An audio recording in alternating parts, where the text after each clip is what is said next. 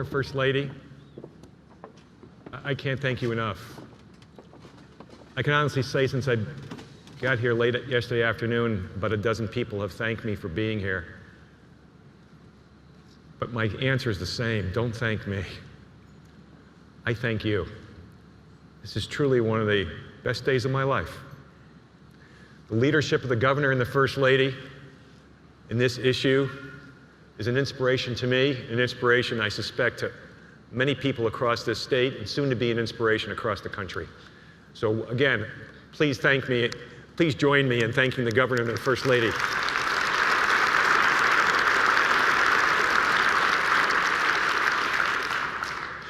More than thank you. Like the First Lady, I'd like to start with a personal story, my own. And it's a story that takes place in Easton, Connecticut. It's a small town where I was raising my family. The story is about two boys. In the year is 2004, and both boys were in high school. The first, Mikey, was diagnosed with cancer. As you'd expect, his family was devastated. However, they were easily able to access the highest quality medical care, all based on science, proven research. Mikey's parents told their friends about what Mikey was struggling with, and our entire community rallied behind Mikey and his family. I remember it was like it was yesterday. Parents came to their home with cooked meals, drove carpools. The kids in our elementary school held bake sales on the weekends for Mikey and to raise donations for his new charity for cancer research. But most importantly, the whole time Mikey was sick, he received all the love and compassion that anyone with a disease could ever ask for. Well, 2 streets away, my son Brian was also struggling with a disease. But for Brian and our family, it was so different. We struggled in isolation. Like Mikey's parents, Brian's mother and I looked for medical care for Brian. But unlike Mikey's parents, we couldn't find medical care that was based on science. Just couldn't find it. Unlike Mikey's parents, I didn't tell too many of our friends, if any, what Brian was struggling with. To be honest, I was ashamed, and I couldn't understand why Brian wouldn't try harder. And our community didn't rally behind us. No cooked meals, no carpools. But when I think back, most important, when Mikey came home to visit, he found the bake sales. When Brian came home to visit from his treatment, he found silence. The disease my son struggled with was addiction. A little bit more about Brian. When he was born, he was the son that any father could ever dream of. Always smiling, always hugging me, my little buddy. And as he grew into a child, he did all the things that young children do. He used to love to play in his room with his trucks forever, or run around the backyard chasing butterflies, even when he's out in the outfield playing Little League. And then as he grew into a teenager, he did many of the things that teenagers do, including going into the backwoods behind our house and trying pot and beer with his friends in the year before high school. And for Brian, that's where things changed. His use escalated, and he became addicted, and then escalated again into harder and harder drugs.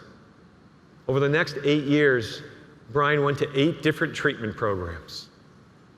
Everyone was different, except for one common element. Not one of them treated my son with protocols that were based on science. At one treatment program, I asked them, "Are you also treating Brian for his anxiety?" "Oh, no, we don't do that. Your son has to stop using drugs, period. The anxiety will go away." In another treatment program, I found out later that Brian had been forced to scrub toilets with a toothbrush to build his character. At another treatment program, when he relapsed, instead of recommending a different or higher level of care, they put him out on the street and called his mother and I the next day. It took us 2 months to find him with a private detective. I can go on and on.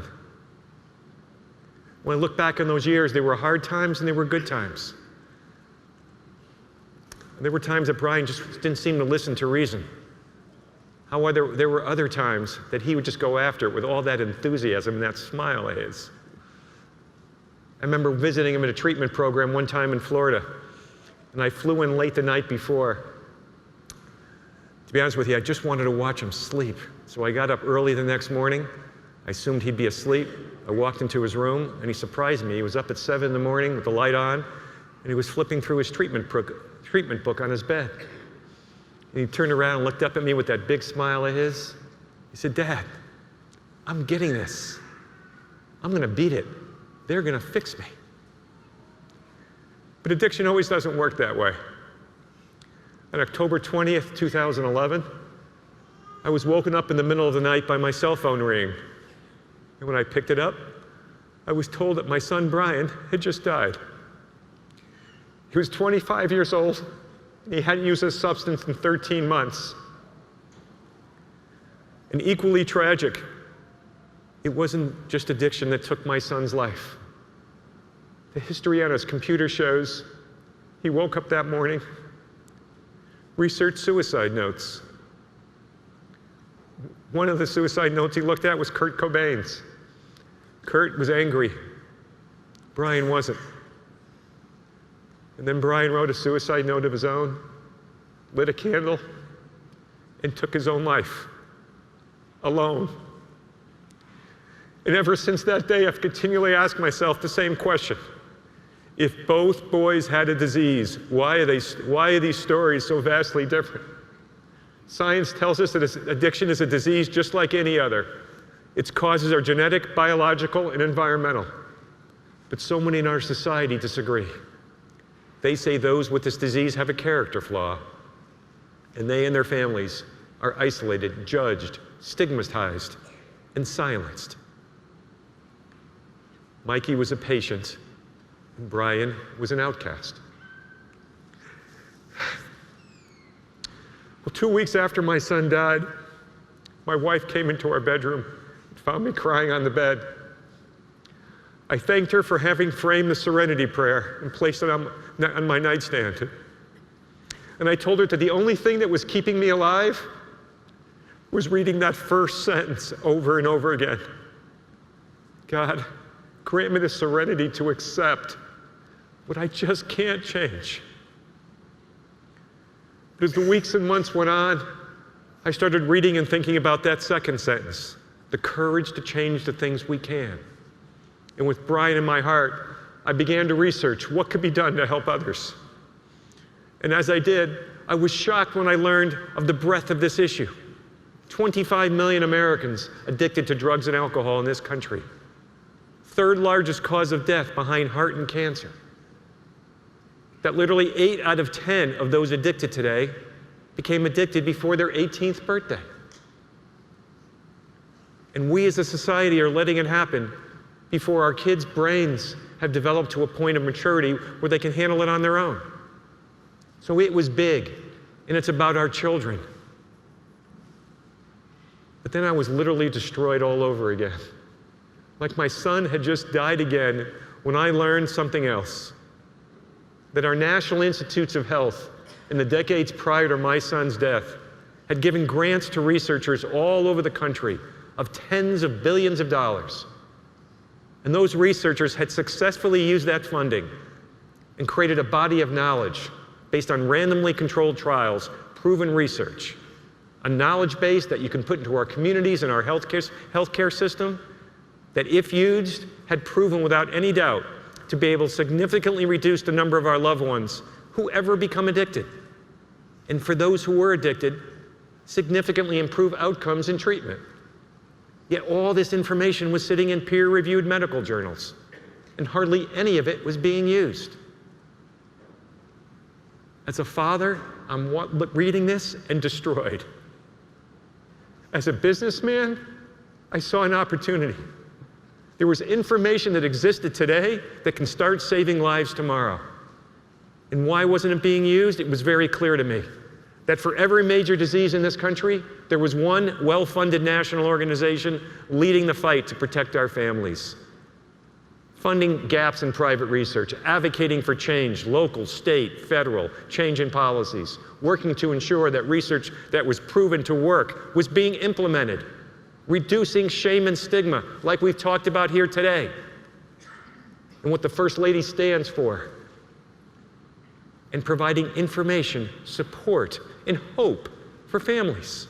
American Cancer, American Heart, Susan Komen, Autism Speaks, all the rest. And nothing existed for addiction of that near that scale and scope.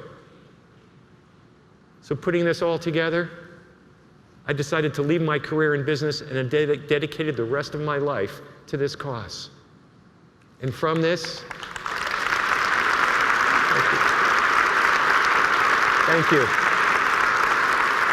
And thank you. And from this, our organization, Shatterproof, was launched with a vision that our society would look this disease straight in the eye, prevent it and treat it with love and with empathy, and with programs based on science.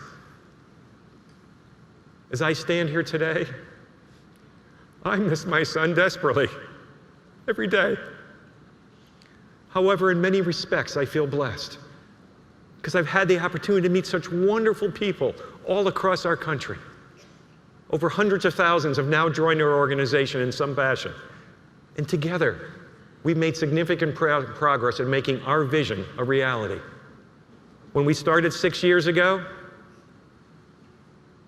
I wanted to build a culture internally and a reputation externally that this nonprofit was going to be run like a business with measurable results based on return on investment. So when donors came to us, they were sure their money was going to be used well. So I picked state advocacy to start, where we can go into states, hire lobbyists, draft legislation, and push it through ourselves and show a success. In the last 5 years, we've got 20 pieces of legislation passed, bills passed, and signed into law in 17 states. And I've also had influence federally, getting significant clauses into federal legislation, all related to the safer prescribing of opioids, the broader distribution of naloxone, and reforming how treatment is paid for, both for families, for their coverage, but also for providers. Thank you. At the same time, in addition to policy, it's about local communities. And so for that reason, we've created and launched and are hosting the largest event series in history for addiction. Our Shatterproof Rise Up Against Addiction walks and runs in 7 cities around the country.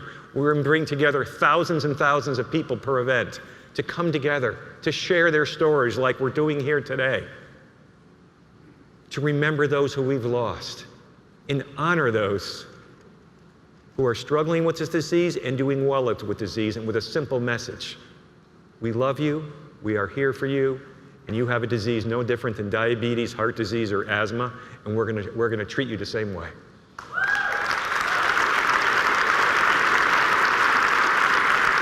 And as we've grown, 2 years ago we put together a plan to roll everything we're doing into one 5-point plan to disrupt and significantly improve the treatment system in the United States, to improve access and quality. Number one, 2 years ago, we drafted, published, and gained broad consensus with 21 health insurers representing 250 million lives, where they all agreed in a legally binding document to align their payment policies consistent with our recently published national standard of care for the treatment of addiction. Thank you. We are now building and piloting in 6 states a quality measurement system that will soon be expanded across this country. And when expanded, will give the information parents need to know which treatment programs in this country are delivering quality care and which ones are not, give information to payers to know which treatment programs to provide in their networks, and to give states the information they need to understand which treatment programs they should license and which ones not. And also to give the information to providers to learn from each other. And that's in development now in 6 states and will be expanded nationally. We've also aligned our public policies under all our public policy work under 2 key umbrellas. To continue and double down on our work on payment reform, to facilitate quality care, and for the first time in our nation ensure that basic addiction treatment is required in medical schools and residency programs, just like asthma, diabetes, or heart disease.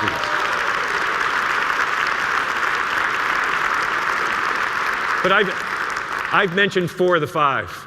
That leaves 1. What I believe is the most important. And I know the governor and the first lady do as well. Stigma.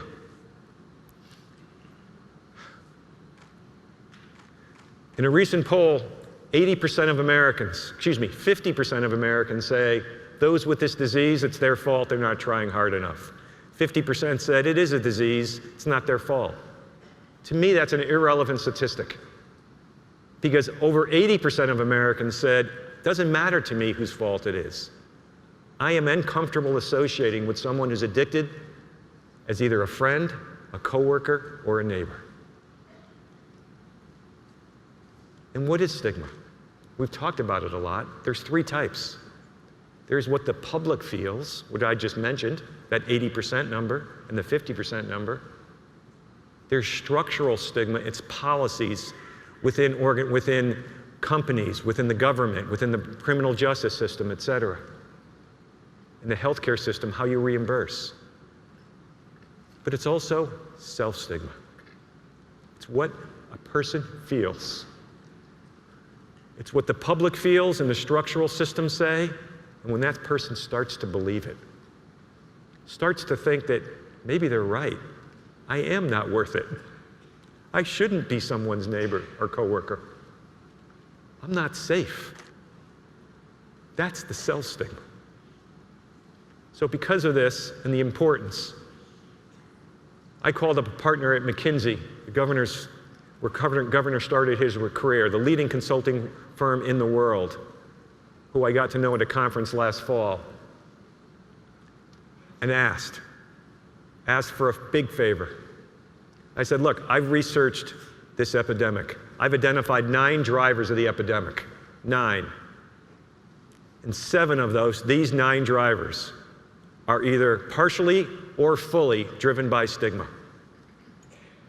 And what's our nation's response? Not $1 of a budget line item in the $8 billion the federal government is going to spend this year is related to stigma. 7 of the 9 drivers, but $9 billion, which is great, the federal government increased its budget substantially, but they're throwing it into treatment programs that aren't following quality care, and we're not take care of the root cause of the issue. Take a hypothetical. Someone's addicted. 20 years old, 25 years old. 20% of those, 1 in 5, have reported they will not seek treatment because they don't want anybody to know. Someone might not be their friend or might not want to work with them, or they might get fired at work. 1 out of 5. Let's say that their parents convince them to go in, or their family or friends convince them to go into treatment. Then they can't find a treatment program. 50% of the counties, half the counties in the United States don't have a provider licensed to prescribe a medication to treat someone addicted to opioids. 1/4 of doctors, primary care doctors in this country, have reported they don't want to treat it because they don't want those people in their waiting room. 50% of doctors report they don't think it's treatable, so they don't want to treat it. So how do you find a provider? Let's say you're lucky. You were convinced to go into treatment and you find a provider. But then you can't afford to pay for it because the coverage benefits aren't the same as a broken arm or a physical disease. Let's say you get through that. Then you find a provider who's not providing quality care because it's excluded outside the healthcare system. Let's say you get through all that. Then you enter a society where most people don't want to be your friend, your coworker, or your neighbor. And you start to believe it. And we're not spending a penny of our federal response dollars to reduce stigma. So my question to McKinsey was, we can't afford to pay you. But would you do a pro bono project, put a team of people on this for 3 or 4 or 5 months and study how did we as a country change our views on on HIV/AIDS, on marriage equality, on domestic violence? What worked, what didn't work? And what can we learn from that to create a plan to reduce the stigma of addiction related to addiction? And they agreed. And we just finished our plan 2 weeks ago. We came up with 6 key success factors, which for time constraints I won't go through now, but anyone can email me and we'll send all this to you and it's on our website, or will be on our website soon. But 6 key success factors. And it narrowed it down to 6 systems in our country that we believe will have the highest impact to approach. And we've developed action items for each one of those that are basically no money, easy to implement action items. What both the governor and the first lady have talked about, one of the focuses of this conference is workplace-friendly environments. So I'm not going to go through action items that we have for each one of those 6, but I will focus on the workplace for a minute. So as the governor or first lady mentioned, one of those I can't remember, we have worked with the CDC and we've already developed a calculator. It's done. And we have a calculator on our website to show every business in America, yes, you care about your employees, but also, can you report to your shareholders there's economic sense in reducing shame and stigma and creating a workforce-friendly environment. And it's on our website. Any business in America in 10 seconds can put in number of employees, location, and industry, and it'll tell you the cost to your business of this issue. It'll also tell you how many employees. Roughly speaking, 1 in 10 employees are addicted themselves, and another 15% of your employees, it's in their family, one of their dependents. And so to approach this, as I mentioned, we have action items for every employer in America. There's 6 million employers in America. And we have easy to implement action items, 5 of them for every business in America. For time constraints, I won't go through them now, but one of them is share your stories, so thank you. But another one is our workplace program called Just 5. We know through research and word of mouth, pretty simple, we're not going to get somebody to spend an hour, get people to spend an hour on a website learning on addiction, certainly the entire workplace. So what we've done is we spent a year curating down into 6 topics that we believe are important, 5 minutes on each of 6 topics. And we launched this 4 weeks ago with JP Morgan Chase, all 250,000 employees. And it's now available. In the next 3 months, Optum Health, Cigna, GE, the Hartford, Bank of America is looking at it. We have a long list of companies starting to look at it now, but the first 5 I mentioned are all implementing it in the next 3 months. And we haven't even started to market this program yet. And it's geared for all employees. It's just 5 minutes a month for 6 months, 5 minutes a week for 6 weeks. It should be on a regular cadence. So 6 times employees are hearing about this. And anybody who wants more information on these 6 topics, just scroll down, hit a button, and you got all the information you need. That's for people touched who want more information. But for everybody, 5 minutes a month for 6 months, 5 minutes a week for 6 weeks. That's it. So people understand the disease. And everyone comes with a keynote video for about 3 or 4 minutes and some additional information.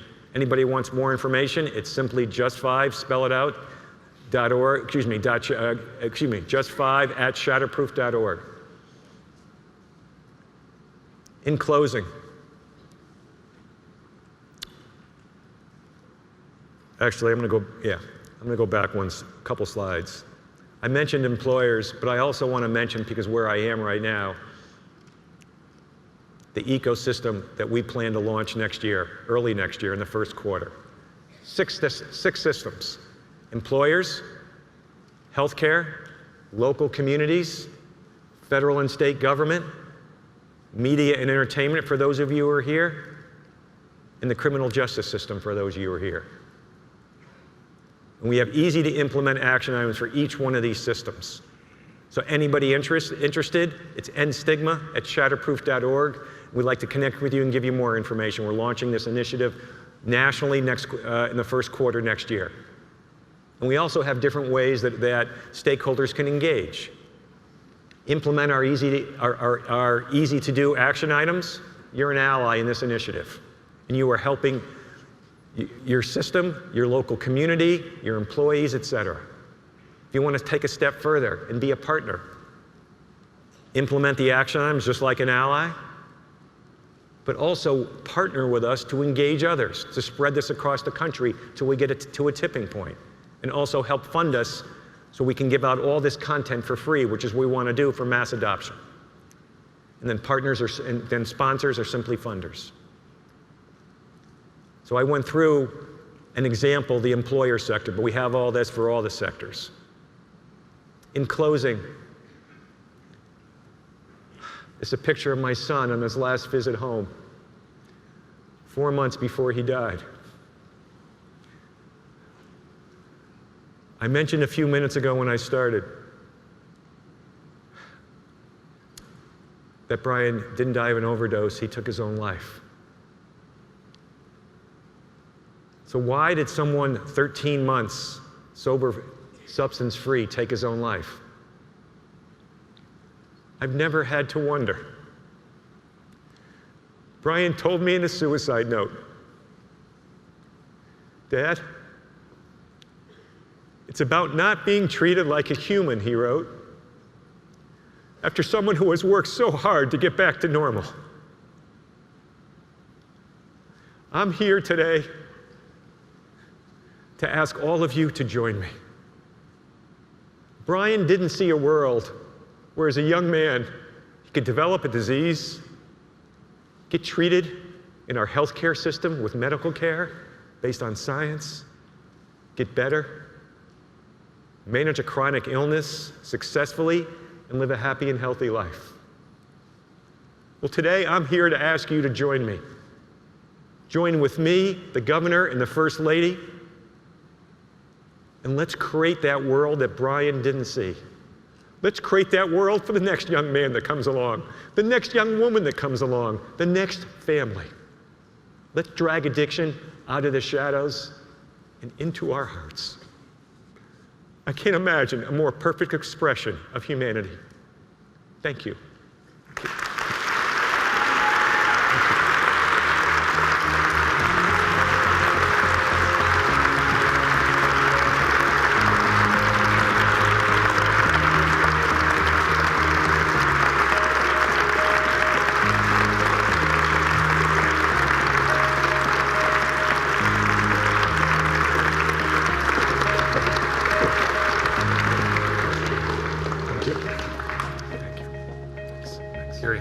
Wow. That was amazing.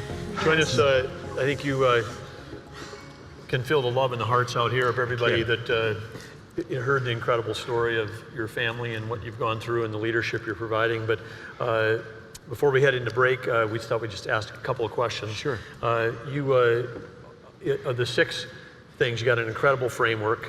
You've got the employment one, just 5, which is just coming out. I know that our human services team is very interested. You guys have been in dialogues. Right. There's some discussion about, I think there's actually a procurement process which has been initiated by the state of North Dakota, where we would have dollars provided from Human Services as a pilot for up to 30 companies that want to do this. Absolutely. But so we're on the process of making that happen.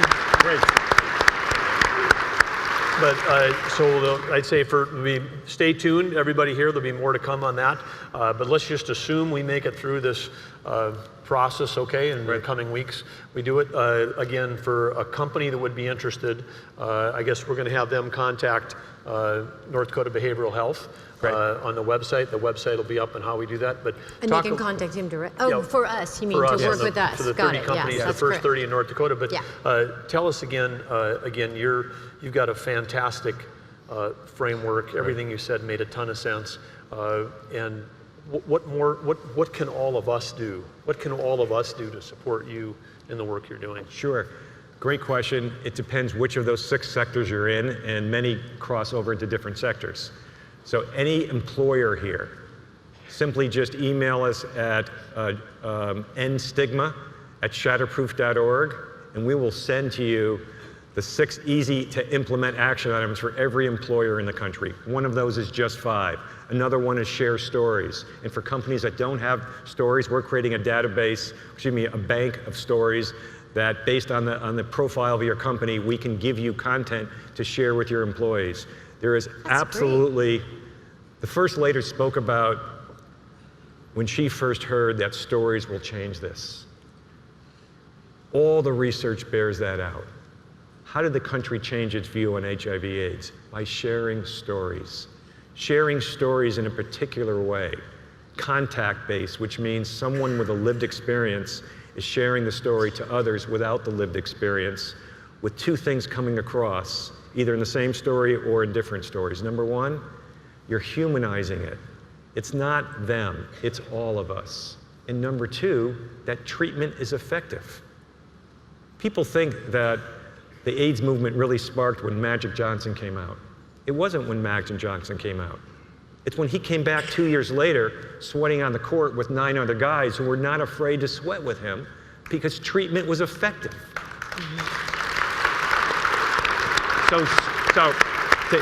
Long answer to it, but just to finish, if you're an employer, reach out to us. We can easily communicate to you the 5 things that every employer can do at basically no cost. Number 2, state government, we'll be in dialogue there. Local community organizations, we divide them up into 5 subsets of a local community organization. End Stigma at Shatterproof.org, we'll get you the action items. If you're a health insurer, anywhere in the healthcare system, either a payer, a PBM, or a provider, email us, we'll give you easy to implement action items. If you want to take a step beyond implementing action items and be a partner with us to engage others, run a convening of all health insurers, running a convening of 20 companies in your sector to bring other people together, to help fund us to do this, because we want to give all the content out essentially for free. We could use partners to partner with us. So again, end stigma at Shatterproof.org. Fantastic, and Gary, on behalf of all of us, we just want to thank you. You've turned tragedy into transformation, and what you're doing with McKinsey and building the framework and rolling it out is going to help trigger a national movement. I know that. We in North Dakota would like to be on the front edge of that. Absolutely. Across all 6 sectors. So if there's any movie stars out here, come see us afterwards. We'll get you in that 6th category. But we want to work across the whole spectrum, and we're so grateful for everything you're doing. And as a parent, a father of 3, you know, the heart breaks listening to your story, but by you sharing your story is super motivating to all of us to get out and try to really make a difference and be with you. So know that we're not just behind you, we're with you, and we want to help you succeed in this. Right. So thank you. Thank you. It's amazing. Yes. We're doing this together. Let's go, Nancy. Thank you. Yeah.